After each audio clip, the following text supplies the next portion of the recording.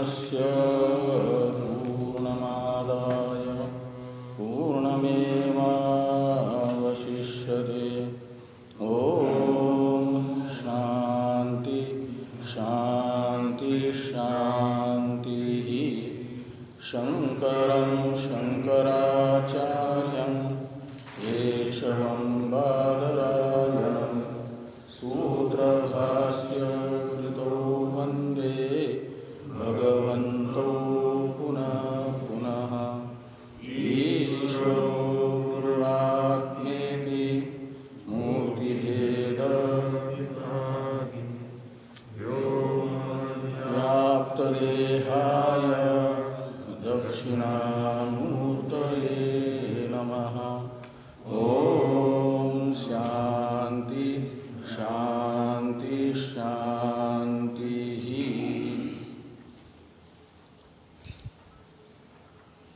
ब्रह्म सूत्र के तृतीय अध्याय के द्वितीय पाद के चतुर्थ अधिकरण तक का विचार संपन्न हुआ। इन चार अधिकरणों के द्वारा त्वम पदार्थ अवस्था पंचक से विलक्षण है, अवस्था पंचक का साक्षी है, ये बताया गया। त्वम पद के अर्थ शोधित अर्थ को बताया गया। अब तत्त्वमसि वाक्यांतर्गत तत्पदार्थ के वास्तविक स्वरूप का निरूपण करने के लिए प्रवृत्त हो रहा है। ये पंचम अधिकरण से लेकर के अंतिम अधिकरण तक यानी 8वें अधिकरण तक का अवशिष्ट ग्रंथ। द्वितीय पाद का उत्तरार्ध यहाँ से प्रारंभ हो रहा है। पंचम पाद अधिकरण है ना, कुल 8 अधिकरण है। तो तृतीय अध्याय के द्वितीय पाद के पंचम अधिकरण से अष्टम अधिकरण तक यानी अधिकरण चतुष्टय द्वारा शोधित तत्पदार्थ को बताया जा रहा है। और फिर ये जो तत्त्वमसि वाक्य हैं, इस वाक्य का अर्थ बोध व्यवस्थित हो पाएगा, जिसे तत्त्वमसि वाक्य में प्रयुक्त त्वम पद का अर्थ सम्यक रूप से ज्ञात है और तत्पदार्थ को भी जो जानता है, शोधित तत्पदार्थ को। तो तत्त्वमसि वाक्य बताएगा। वाक्यार्थ होता है वाक्य में प्रयुक्त पदों के अर्थ का परस्पर जो अन्वय है, संबंध है, उसे वाक्यार्थ कहा जाता है। तो शोधित त्वमर्थ के साथ शोधित तदर्थ का जो संबंध होगा, यानी इन दोनों पदार्थों का परस्पर जो संबंध होगा, उसका नाम होगा तत्त्वमसि वाक्यार्थ। तो शोधित त्वमर्थ जो साक्षी हैं और शोधित तदर्थ जो जगत अधिष्ठान है, इन दोनों का स्वरूप एक है। उपाधि निरपेक्ष स्वरूप एक होने से आपस में स्वरूपतः जिनकी भिन्नता नहीं है, उनका स्वरूपतः ऐक्य संबंध होगा, अभेद संबंध होगा। तो तत्त्वमसि वाक्यार्थ है शोधित तदर्थ के साथ शोधित त्वमर्थ का अभेद, ऐक्य। ये ऐक्य ज्ञान तब हो पाएगा जब इन अवस्था पंचक से विलक्षण केवल निर्विकार चिदानंद स्वरूप मात्र साक्षी को समझेंगे और तत्पदार्थ को भी उपाधि निरपेक्ष, जो उपाधि से विलक्षण उपाधि मात्र का साक्षी तत्पदार्थ हैं, वह भी चिदानंद स्वरूप है स्वरूपतः। तो दोनों एक हैं। तो साक्षी तो है अहम अर्थ। तो तत्त्वमसि वाक्य कहेगा तुम अर्थ को कि तुम वस्तुतः तदर्थ रूप हो, का मतलब शोधित तदर्थ रूप का मतलब निकलेगा निर्विशेष ब्रह्म स्वरूप हो। और जो तुम्हें अपना मनुष्य देवता कर्ता भोक्ता आदि मैं के रूप में प्रतीत होने वाला स्वरूप है, वह भ्रांति सिद्ध स्वरूप है।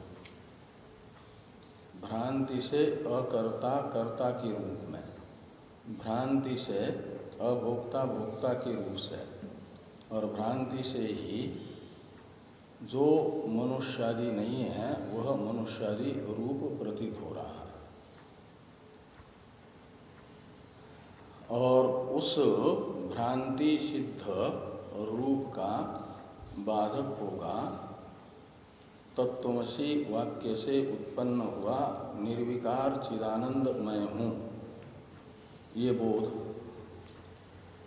ये समूल अध्यास का निवर्तक हो जाएगा। तो समूल अध्यास की निवृत्ति का ही नाम है ज्ञान का फलभूत मोक्ष। इस प्रकार ये तत्पदार्थ तुम पदार्थ शोधन वाक्यार्थ ज्ञान उपयोगी है, इस अभिप्राय से इस अधिकरण की प्रवृत्ति हो रही है कि तत्पदार्थ निर्विशेष है, ये बताया जाएगा इसमें। इस अधिकरण का विस्तृत स्वरूप तो इस अधिकरण में कई एक सूत्र हैं, उन सूत्रों के व्याख्यानभूत भाष्य में बताया जाएगा। लेकिन संक्षिप्त स्वरूप बताने के लिए जो अधिकरण सार के 2 श्लोक हैं, उनका प्रथम उच्चारण तथा अर्थानुसंधान हम लोग कर लें। ब्रह्म किन्रूपी चारूपी भवेन्निरूपमेव वा द्विविध श्रुति सद्भावात् स्यादुभया ब्रह्म स्यादुभयात्मकम् निरूपमेव वेदान्तैः प्रतिपाद्यमपूर्वतः रूपं त्वनुद्यते भ्रान्तम् उभयत्वं विरुध्यते।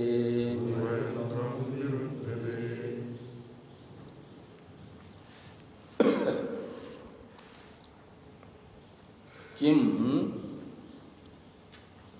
ब्रह्म रूपी च अरूपी च भवेत, ये एक पक्ष है संशयांतरपाती। ब्रह्म को विषय बना करके संशय बताया जा रहा है प्रथम श्लोक के पूर्वार्ध में।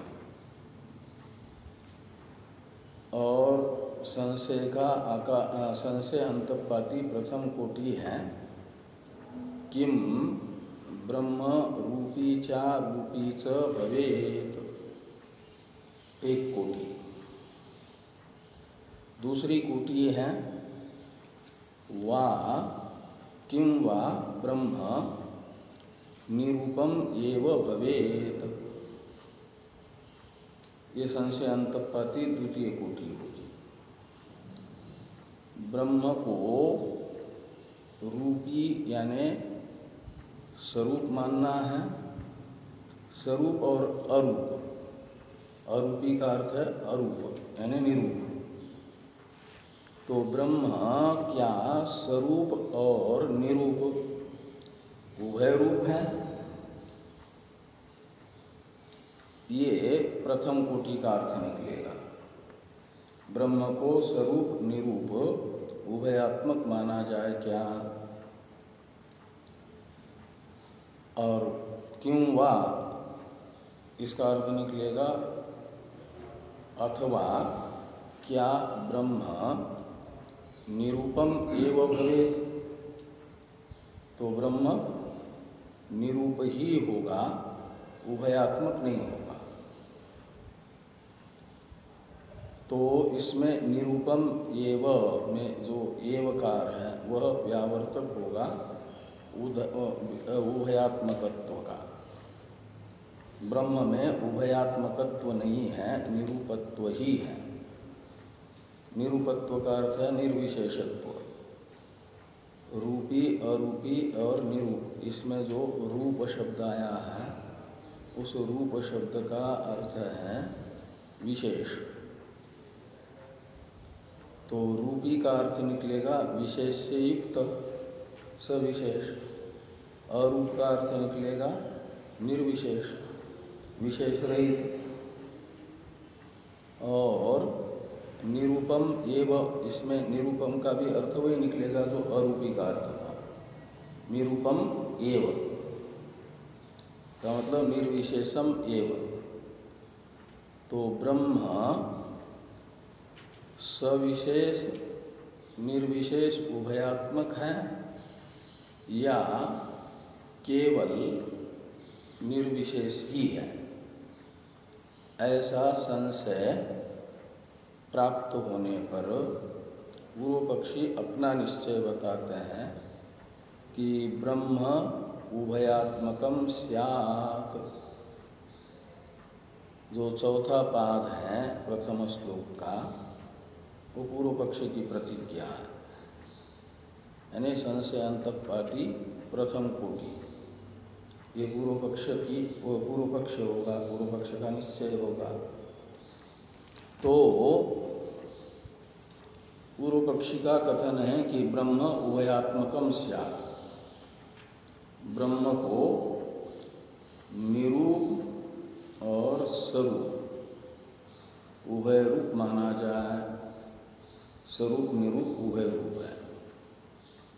क्यों? का मतलब सविशेष भी है, निर्विशेष भी है, उभय रूप है। तो कहते श्रुति जिस वस्तु का जैसा स्वरूप बताएगी, श्रुति को प्रमाण मानने वालों को चाहिए कि उस वस्तु को वैसा ही स्वीकार किया जाए। श्रुति जैसा बता रही है वैसा, तब तो माना जाएगा कि वैदिक है, यानी वेद को प्रमाण के रूप से स्वीकार कर रहे हैं। और यदि श्रुति जैसा बता रही है वैसा वस्तु का स्वरूप स्वीकार न करके उसमें सुधार करके हम स्वीकार करेंगे तो श्रुति प्रमाण न, यानी स्रोत नहीं माने जाएंगे हम, पूर्व पक्षी कह रहे हैं। तो श्रुति तो ब्रह्म को सविशेष भी और निर्विशेष भी बता रही है। इस अभिप्राय से लिखते हैं कि द्विविध श्रुति सद्भावात्। द्विविध यानी दोनों प्रकार की, का मतलब ब्रह्म को स्वरूप बताने वाली भी और ब्रह्म को निरूप बताने वाली भी श्रुति विद्यमान है। कुछ श्रुति वचन हैं जो ब्रह्म को सविशेष बताते हैं और कुछ श्रुति वचन हैं जो ब्रह्म को बताते हैं निर्विशेष। तो दोनों प्रकार की श्रुतियों में प्रामाण्य है। दोनों प्रकार की श्रुति में प्रामाण्य को स्वीकार करने के लिए मानना पड़ेगा एक ही वस्तु का कुछ श्रुति सविशेषत्व बता रही है तो कुछ श्रुतियाँ निर्विशेषत्व बता रही है, तो उस वस्तु को उभयात्मक मानना ही उचित रहेगा। तो दोनों श्रुतियों में प्रामाण्य सिद्ध होगा। इस अभिप्राय से पूर्व पक्षी ने ब्रह्म उभयात्मकम स्यात् अपनी इस प्रतिज्ञा की सिद्धि के लिए हेतु बताया कि द्विविध श्रुति सद्भावात्। तो सद्भावात् यानी विद्यमानत्वात्, सत्वात्, इस अर्थ में सद्भाव शब्द है। सत्व का अर्थ होता है विद्यमानत्व। तो दोनों प्रकार की श्रुतियाँ ब्रह्म के विषय में विद्यमान होने से ब्रह्म को उभयात्मक माना जाए। जो सर्वकर्मा सर्वकाम सर्वगंध सर्वरस इत्यादि श्रुतियाँ हैं, ये ब्रह्म का सविशेष रूप बता रही है। तो ब्रह्म को सविशेष बताने वाली श्रुतियाँ हो गई सर्वकर्मा सर्वकाम सर्वगंध सर्वरस इत्यादि। और ब्रह्म को निरूप बताने वाली श्रुतियाँ हैं अस्थूलम अण अणु अरस्वम अदीर्घम इत्यादि, नेति नेति, ये सब श्रुतियाँ ब्रह्म के निर्विशेषत्व को बताती है। और इन दोनों श्रुतियों में प्रामाण्य की उपपत्ति तब होगी जब इन दोनों प्रकार की श्रुतियों के द्वारा बताए गए ब्रह्म का उभयात्मक स्वरूप स्वीकार करेंगे। ब्रह्म को स्वरूप भी और निरूप भी स्वीकार करेंगे। ये पूर्व पक्षी का कथन हुआ कि द्विविध श्रुति सद्भावात्। अब सिद्धांत है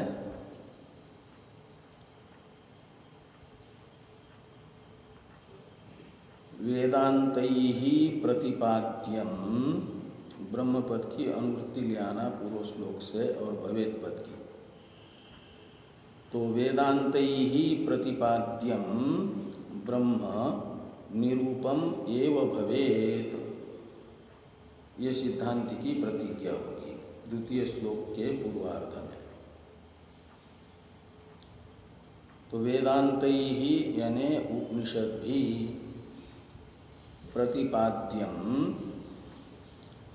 यानी उपनिषदे जिसका प्रतिपादन कर रही हैं वह ब्रह्म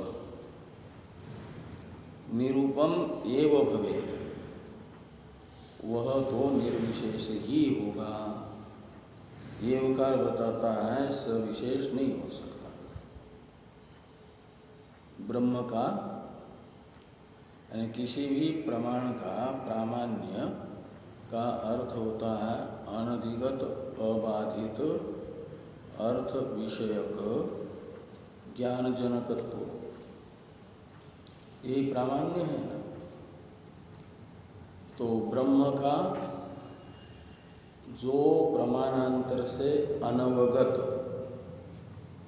और अबाधित स्वरूप होगा उसे बताने वाले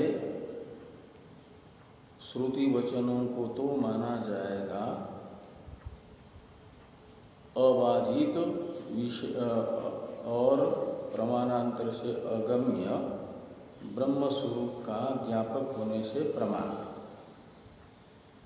और जिस श्रुति के द्वारा प्रतिपाद्यमान ब्रह्म का स्वरूप बिना श्रुति के अन्य प्रमाण से भी ज्ञात होता हो, तो जो सविशेष स्वरूप है ब्रह्म का, कर्तृत्वादि स्वरूप है, वह तो तार्किक लोग अनुमान से भी सिद्ध करते हैं ना ईश्वर को। ये जो पृथ्वी आदि जगत है ये सकर्तृक हैं। पृथ्वी आदि जगत सकर्तृकम कार्यत्वात् घटादिवत, ये अनुमान है पूर्व पक्षी का जगत रूपी कार्य में सकर्तृकत्व सिद्ध करने के लिए, जगत रूप कार्य के कर्ता को सिद्ध करने के लिए। तो इस अनुमान से जगत का कर्ता कोई न कोई है ये निश्चित होगा। जगत सकर्तृकम कार्यत्वात्। तो और फिर पृथ्वी आदि जगत का कर्ता दो ही तो आत्मा है, परमात्मा और जीवात्मा। उसमें से जीवात्मा नहीं हो सकता क्योंकि वो अल्पज्ञ अल्प शक्ति है और ईश्वर सर्वज्ञ सर्वशक्ति है। इसलिए सर्वज्ञ सर्वशक्ति ईश्वर जगत का कर्ता है ये निश्चित होगा अनुमान प्रमाण से। और जगत कर्तृत्व रूप विशेष जिस ब्रह्म में रहता है उस ब्रह्म को कहा जाएगा सविशेष ब्रह्म। तो जगत कर्तृत्व रूप विशेषता से युक्त सविशेष ब्रह्म का तो श्रुति प्रमाण के बिना ही अनुमान प्रमाण से निश्चय हो जाता है। इसलिए माना जाएगा कि जो अनुमान प्रमाण से सिद्ध हो रहा है उसे श्रुति नहीं बताएगी, क्योंकि प्रत्यक्षेण अनुमित्यावा यस्त्वर्थन विज्ञायते वेदेन तम विजानाति तस्मात् वेदस्य वेदत्वम, ये कहा जाता है ना। प्रत्यक्ष प्रमाण अनुमानादि प्रमाणों का जो अविषय है उसे वेद दिखाता है, बताता है। इसलिए उन वस्तुओं में वेद प्रामाण्य है अपूर्वत्व होने से। इस अभिप्राय से यहाँ पर निरूप ब्रह्म ही वेदांत के द्वारा प्रतिपाद्य क्यों होगा, इस प्रकार के प्रश्न का उत्तर देने के लिए हेतु बोधक पद प्रयोग किया। अपूर्वतः, अपूर्वतः का अर्थ है अपूर्वता होने से। अपूर्वता होने से का मतलब प्रमाणांतर से अज्ञातता होने से। जो सविशेष ब्रह्म का स्वरूप है वह तो अनुमानादि प्रमाण से गम्य है, लेकिन श्रुति प्रमाण से यानी वेदांत प्रमाण से अतिरिक्त दूसरा कोई प्रमाण नहीं है जो ब्रह्म के निर्विशेष स्वरूप को बता दे। अस्थूलम अणनु इत्यादि वेदांत प्रमाण से अतिरिक्त प्रमाणों से ब्रह्म का निर्विशेष स्वरूप अवगत नहीं होता, वेदांत से ही अवगत होता है। इसलिए निर्विशेष स्वरूप में है अपूर्वता, यानी प्रमाणांतर से अज्ञातता। और ब्रह्म के सविशेष स्वरूप में तो प्रमाणांतर से ज्ञातता ही है, अनुमान प्रमाण से ज्ञात हो रहा है ना। इसलिए ये ब्रह्म निरूप ही हैं। तो कहा फिर सर्वकामः सर्वगंध सर्वकर्मा इत्यादि वेदांत वाक्यों से ब्रह्म के विशेषता को क्यों बताया जा रहा है सर्वकर्मत्वादि, जब वो अनुमान आदि प्रमाण का ही विषय है। तो सविशेष ब्रह्म को बताने वाले श्रुतियों की क्या गति है। तो सिद्धांती कहते हैं रूपंतु अनुद्यते भ्रांतम। तो भ्रांतम ये रूपम का विशेषण है। तो भ्रांतम कहा जाता है भ्रांति सिद्ध, भ्रांति कहा जाता है अध्यास को, यानी अध्यास से निश्चित जो स्वरूप है, भ्रांति से निश्चित जो स्वरूप है, जो अयथार्थ अनुभव है वो भी भ्रांति है ना। और अयथार्थ अनुरूप भ्रांति से निश्चित जो स्वरूप है उसे कहा जाएगा भ्रांत रूप। और वो जो भ्रांत रूप है ब्रह्म का यानी सविशेषत्व है वह अनुद्यते, उसका तो सर्वकर्मा सर्वकामः सर्वगंध इत्यादि ब्रह्म को सविशेष बताने वाली श्रुतियों में अनुवाद मात्र है। अपूर्व के रूप में ब्रह्म को सविशेष ये श्रुतियाँ नहीं बता रही है, अपितु भ्रांति सिद्ध सविशेषता का ब्रह्म के अनुवाद करके उसमें उपास्यत्व का विधान कर रही है। ये बता रही हैं कि इन विशेषता वाले ब्रह्म का चिंतन करो, कहीं प्रतीक उपासना कहीं अंग उपासना बताई जा रही है ब्रह्म की करने के लिए। तो रूपंतु अनुद्यते भ्रांतम, और अनुवाद किसके लिए है तो अपूर्व जो उपास्यत्व है। अनुमानादि ने ब्रह्म में उपास्यत्व नहीं बताया, केवल ब्रह्म के सविशेष स्वरूप को बताया। तो अनुमानादि प्रमाणांतर से सिद्ध जो स्वरूपत्व है उसका अनुवाद करके श्रुति प्रमाणांतर से असिद्ध जो अपूर्व उपास्यत्व है उस उपास्यत्व का ज्ञापन करती है सविशेष ब्रह्म में। तो ये कहा कि रूपंतु अनुद्यते भ्रांतम, तो कहा कि इसे केवल उपासना का अपूर्व रूप से विधायक न मान करके सर्वकर्मा इत्यादि वेदांत वचनों को ब्रह्म के सविशेषता में भी प्रमाण मान लो। अनुवादक ही सविशेषता का मत मानो। ऐसी आशंका यदि पूर्व पक्षी करना चाहेंगे तो सिद्धांती पूर्व पक्षी को कहते हैं कि ये आशंका नहीं करनी चाहिए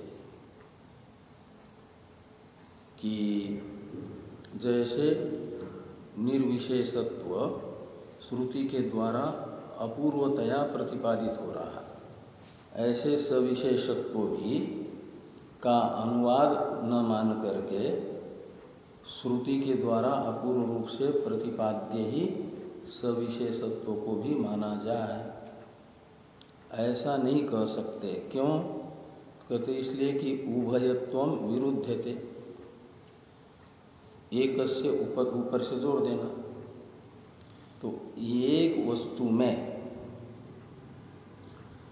उभयत्व यानी सविशेषत्व निर्विशेषत्व, ये जो परस्पर विरोधी धर्म है, इन परस्पर विरोधी धर्म का होना विरुद्ध है, इसका विरोध है। या तो स्वरूप हो सकता है या तो निरूप हो सकता है ब्रह्म। सविशेष भी निर्विशेष भी का विरोध है, अंधकार और प्रकाश की तरह। ये दोनों जैसे एक स्थान पर एक साथ नहीं रहते, विरोध होने से ऐसे ब्रह्म में स्वरूपतः ही सविशेषत्व निर्विशेषत्व नहीं रहेगा। इसलिए माना जाएगा स्वरूपतः ब्रह्म निर्विशेष ही है, और सविशेषता तो उसमें भ्रांति सिद्ध है का मतलब आपके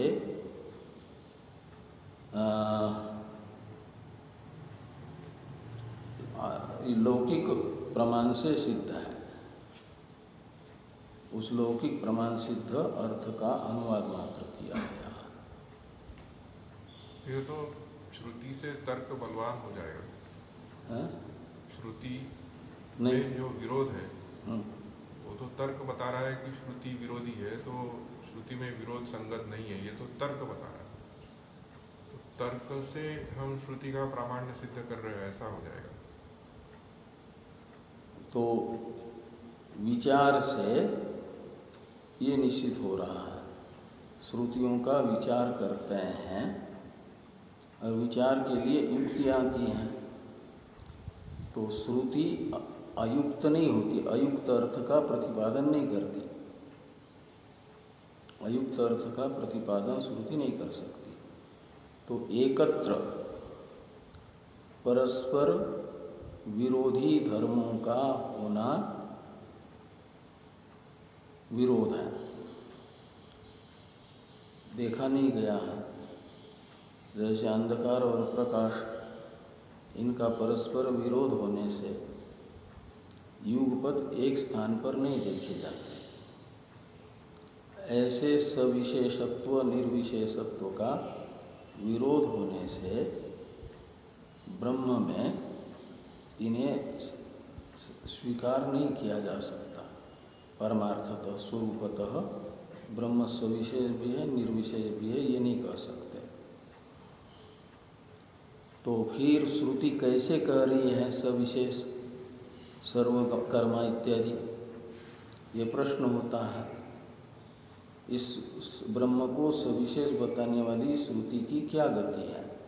तो कहते उसका जो तात्पर्य विषय है वो अबाधित है। तो सर्वकर्मा, सर्वकाम, सर्वगंध, सर्वरस इत्यादि ब्रह्म को सविशेष बताने वाली श्रुतियों का तात्पर्य ब्रह्म को सविशेष बताने में नहीं है, अपितु अधिकारी विशेष में जो विक्षेप नामक दोष है, उस दोष की निवर्तक उपासना रूप साधन को बताने में है। तो वो जो उपासना का विषयत्व यानी उपास्यत्व, ये अपूर्व है, और उस अपूर्व का ज्ञापन ब्रह्म में उपास्यत्व का ज्ञापन किया जा रहा है। एक तो ये, और दूसरा अध्यारोप अपवादाभ्याम निष्प्रपंचम प्रपंचते, एक प्रक्रिया है ना। तो अध्यारोप किया गया सविशेषता का, लोक सिद्ध सविशेषता का अध्यारोप करने वाली श्रुतियों को माना जाएगा अनुवाद, और फिर उसका निषेध। अनुवाद क्यों किया जा रहा है लोक सिद्ध अर्थ का? अध्यारोप निषेध के लिए, और निषेध द्वारा फिर वो मुख्य जो ब्रह्म है निर्विशेष, वेदांत का तात्पर्य विषय, वही सिद्ध होगा। तो निर्विशेषता ब्रह्म में सिद्ध करने के लिए सविशेषता का अध्यारोप किया गया इन श्रुतियों के द्वारा, और वो लोक प्रमाण सिद्ध सविशेषता का आरोप किया जा रहा है, ये कहते हैं।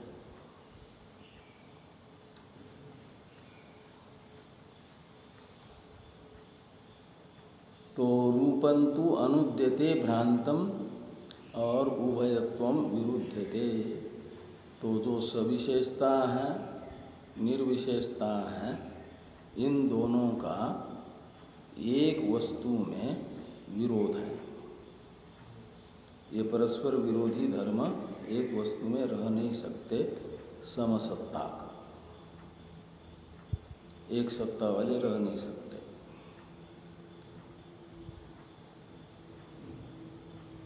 तो इस प्रकार ये अधिकरण सार के द्वारा बताया गया इस अधिकरण का संक्षिप्त स्वरूप।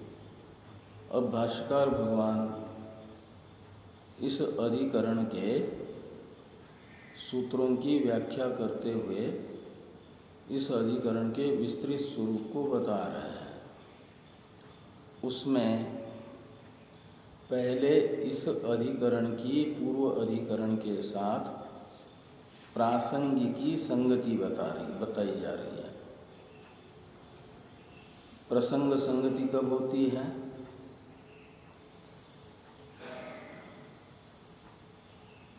प्राप्तस्य चिंतनम प्रसंग कहा जाता है। जो किसी प्रकार से प्रकरण में प्राप्त हुआ पदार्थ है उसका चिंतन ये प्रसंग कहलाता है।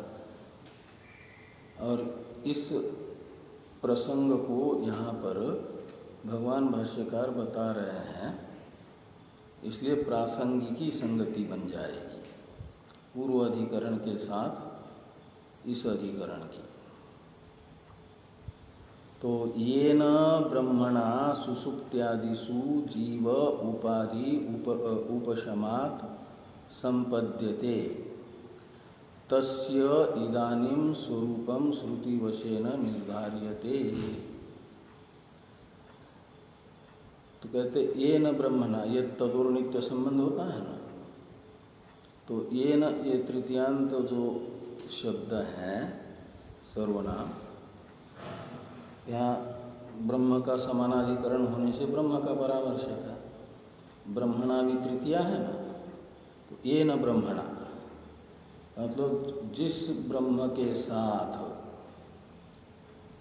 यह जीव सुषुप्त्यादि अवस्था में संपन्न होता है, जिस ब्रह्म के साथ संपन्न होता है यानी एकीभूत होता है। कैसे एकीभूत होता है सुषुप्त्यादि अवस्था में? तो कहते उपाधि उपशमात्, उपाधि का उपशम होने से। सुषुप्त्यादि में आदि शब्द से मरण अवस्था को लेना। और ये जो अर्ध संपत्ति बताई थी वहाँ पर भी एक प्रकार से सुषुप्ति के आधे समानता से युक्त होता है ना, संज्ञत्व और निसंज्ञानत्व और आपका अमृतत्व। तो आंशिक मूर्छा, तो सुषुप्त्यादि में आदि शब्द से पूर्ण रूप से तो लेना मृत्यु अवस्था, और समाधि अवस्था भी ले सकते हैं। समाधि में भी ब्रह्म के साथ एकीभूत होता है ना। तो सुषुप्ति है, समाधि है और आपकी मरण अवस्था है। इन अवस्थाओं में जो जीव की उपाधि है, इंद्रियां और मन, ये उपशांत होता है। उपशांत होता है का मतलब निर्व्यापार अवस्था में रहता है।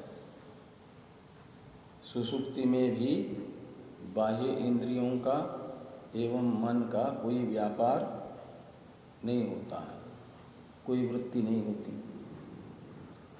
और मरण अवस्था में भी नहीं होती, और समाधि अवस्था में भी मन, वेदांत की जो समाधि है वह निर्विचार स्थिति में पहुंचता है, असंप्रज्ञात समाधि अवस्था में।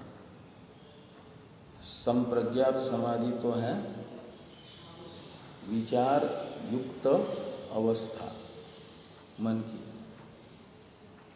जिसका चिंतन कर रहा है, ध्यान कर रहा है ब्रह्म का। तो उस ब्रह्म का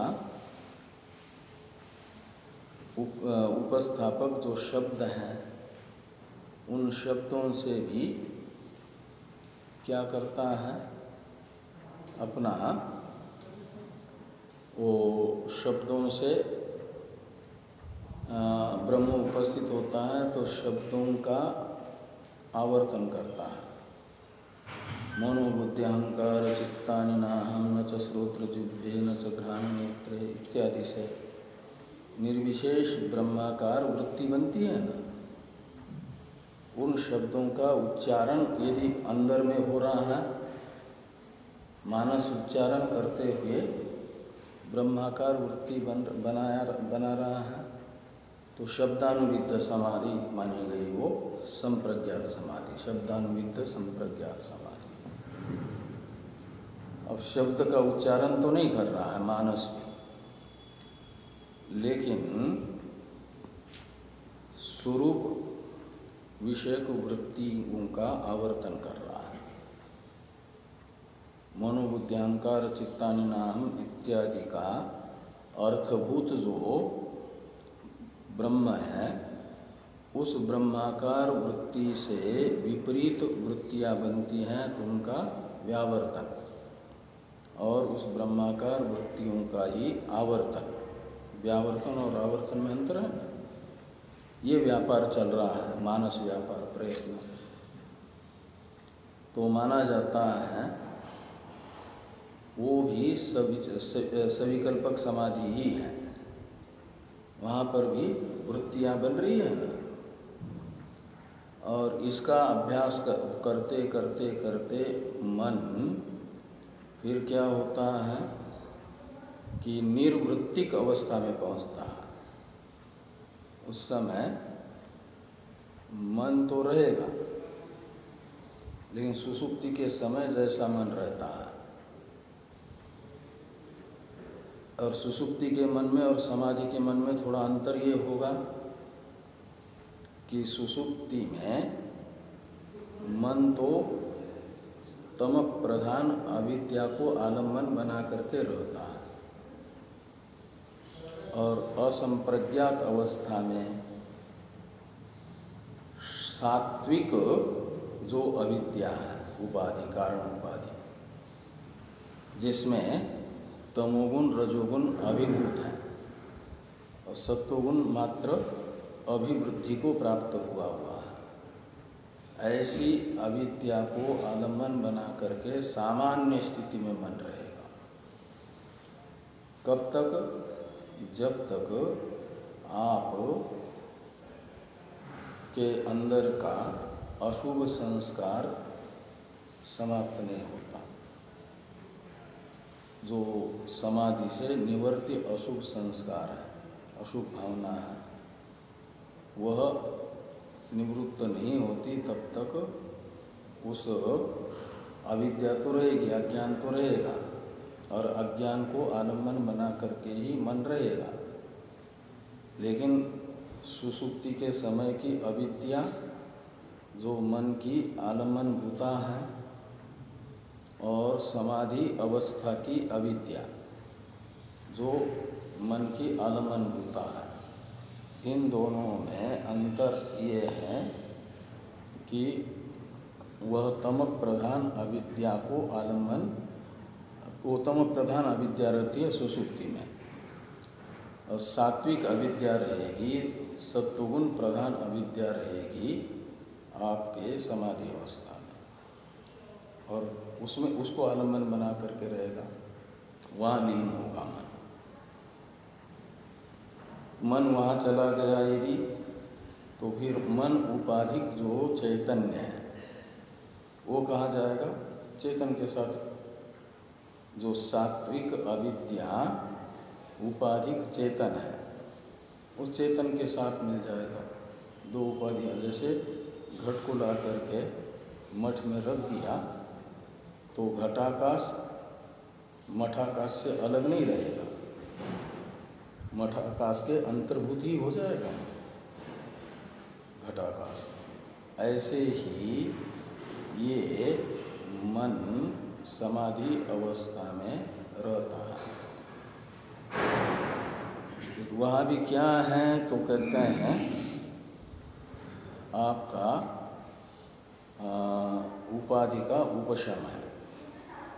उपाधि कहने से कार्य जो उपाधि है, बाह्यकरण और अंतःकरण, ये उपाधि शब्द से लेना, और उपशम शब्द से लेना उनका निर्व्यापार रहना, निर्व्यापार होकर के अवस्थान। तो इन सुषुप्ति अवस्था में, समाधि अवस्था में, मरण अवस्था में इंद्रिया और मन निर्व्यापार स्थिति में रहता है।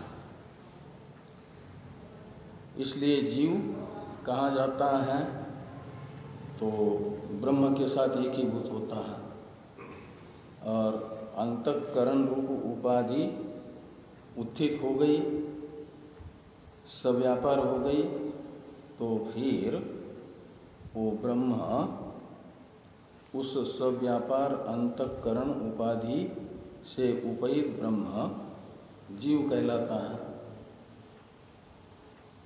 और मन शांत हो गया तो जो मन रूपी उपाधिस्थ चैतन्य था वह ब्रह्म के साथ एकीभूत हो गया।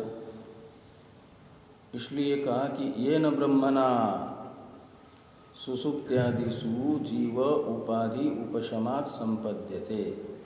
तो जीव जिस ब्रह्म के साथ एकीभूत होता है, कब? सुषुप्त्यादि अवस्था में। और क्यों होता है तो उपाधि उपशमात्। अब तस्य शब्द से उसी ब्रह्म को लेना। उपाधि उपशम होने पर सुषुप्त्यादि अवस्था में जिस ब्रह्म के साथ जीव एकीभूत होता है, उस ब्रह्म के विषय में कहते हैं कि तस्य इदानीं स्वरूपम श्रुतिवशेन निर्धार्यते। तो तस्य ने ब्रह्मण, तस्य ब्रह्मण, उस ब्रह्म का स्वरूप इदानीं यानी पंचम अधिकरण से लेकर के पाद की समाप्ति तक 4 अधिकरणों के द्वारा तस्य ब्रह्मणः स्वरूपम निर्धार्यते। जिस ब्रह्म के साथ जीव का एकीभाव होता है, उस ब्रह्म के स्वरूप का निर्धारण किया जा रहा है। तो किससे? अनुमानादि प्रमाण से निरूपण हो रहा है क्या? तो कहते नहीं, श्रुति वशेन। तो श्रुति प्रमाण ने उस ब्रह्म का जो स्वरूप निश्चित किया है उसे बताया जा रहा है। श्रुति प्रमाण के आधार पर ब्रह्म के स्वरूप का निर्धारण किया जा रहा है। आने वाले 4 पादों अधिकरणों में यही होगा। इस प्रकार ये हो गई प्रासंगिकी संगति, इस एक वाक्य से बताई गई। जीव का ब्रह्म के साथ एक ही भाव होता है इन सुषुप्त्यादि अवस्था में, तो सहज प्रसंगवशात आ गया कि जीव जिस ब्रह्म के साथ एकीभूत होता है, उपाधि के उपशांत होने पर वह ब्रह्म कैसा है, कैसे ब्रह्म के साथ एक ही भाव जीव का होता है, ये जिज्ञासा हुई। ये प्रासंगिक जिज्ञासा है। तो प्रसंग संगति से इस अधिकरण की प्रवृत्ति हो रही है। आगे कहते हैं संति उभय लिंगा श्रुतयो ब्रह्म विषया। तो ब्रह्म का प्रतिपादन करने वाली श्रुतियाँ उभय लिंगा संति। उभय लिंग में उभय शब्द से लेना सविशेषत्व निर्विशेषत्व को। तो ब्रह्म विषयक श्रुतियाँ का मतलब ब्रह्म को सविशेष बताने वाली श्रुतियाँ भी। ऐसे शब्द प्रयोग श्रुतियों में हुआ है जिन पदों का अर्थ ब्रह्म को सविशेष मानने पर ही उपपन्न होता है, ऐसे पदों का प्रयोग सर्वकर्मत्व, सर्वकामत्व, सर्वगंधत्व आदि विशेषता को बताने वाले पद हैं सर्वकर्मा, सर्वकामा, सर्वगंध, सर्वरस इत्यादि। और इन पदों से युक्त जो श्रुति वचन, उनको कहा जाएगा ब्रह्म विषयक सविशेष लिंगक श्रुति वचन, ब्रह्म को सविशेष बताने वाले पद से युक्त श्रुति वाक्य भी विद्यमान है। और अस्थूलम, अणु और अस्वम इत्यादि ब्रह्म को निर्विशेष सिद्ध करने वाले पदों से युक्त भी श्रुति वाक्य हैं। तो दोनों प्रकार के श्रुति वाक्य यहाँ मिल रहे हैं। इसलिए कहा कि संति उभय लिंगा श्रुतयो ब्रह्म विषया। तो सविशेष विषयक पहले बताया जा रहा है श्रुति वाक्य कि सर्वकर्मा, सर्वकामः, सर्वगंधः, सर्वरस इत्येवम् आद्याः सविशेष लिंगा। तो सर्वकर्मा, सर्वकामः, सर्वगंध, सर्वरस इत्यादि जो श्रुति वचन है, ये ब्रह्म को सविशेष बताने वाले श्रुति वचन हैं। इसलिए इन्हें कहा जाएगा सविशेष लिंग श्रुतियाँ। और ब्रह्म को निर्विशेष सिद्ध करने वाले पदों से युक्त श्रुति वाक्य हैं अस्थूलम, अननु और स्वम अदीर्घम इत्येवम् आद्याश्च निर्विशेष लिंगा। तो इत्येवम् आद्या श्रुतय, ऐसा लगा। ये ब्रह्म के वाक्य ब्रह्म को निर्विशेष सिद्ध करने वाले हैं। तो इस प्रकार दोनों प्रकार के वाक्य मिल रहे हैं, जिन वाक्यों से ब्रह्म की सविशेषता भी सिद्ध होती है, निर्विशेषता भी सिद्ध होती है। तो किम आसु श्रुतिषु उभयलिंगम ब्रह्म प्रतिपत्तव्यम उत अन्यतरलिंगम। तो अब संशय को दिखाया जा रहा है, विषय बता करके संशय बताया जा रहा है। तो आसु श्रुतिषु यानी इन श्रुतियों के रहते हुए, आसु श्रुतिषु सतीषु, ये सती सप्तमी समझना, इन श्रुतियों के रहते हुए ब्रह्म को क्या उभयलिंग माना जाए? प्रतिपत्ति में यानी समझना चाहिए ब्रह्म उभयलिंगम ज्ञेयम उत अन्यतरलिंगम, या इन दो में से एक ही प्रकार का ब्रह्म को माना जाए। तो एक प्रकार का ही मानेंगे तो फिर एक प्रकार का भी तो कौन से प्रकार का माना जाए? सविशेष माना जाए या निर्विशेष माना जाए? तो ये आगे कहते हैं कि यदापि अन्यतरलिंगम तदापि किम सविशेषम उत निर्विशेषम इति मीमांस्यते।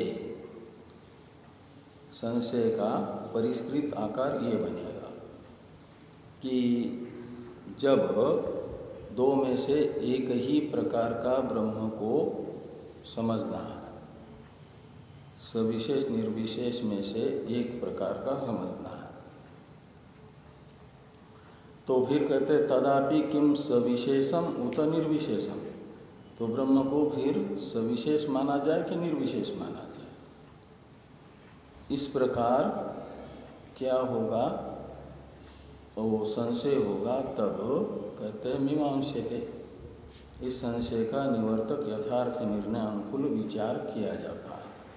मीमांसते का अर्थ है विचार्यते, विचार्यते का अर्थ है विचार किया जाता है। इस संशय का निवर्तक यथार्थ निर्णय अनुकूल विचार रूप ये आने वाले अधिकरण है। तो पूर्व पक्ष बताया जा रहा है कि तत्र उभय लिंग श्रुति अनुग्रहात् उभय लिंगम एव ब्रह्म इत्येवं प्राप्ते ब्रूम। तो दोनों प्रकार के श्रुति वचन विद्यमान होने से ब्रह्म को सविशेष निर्विशेष उभय रूप ही माना जाए, ये पूर्व पक्ष है।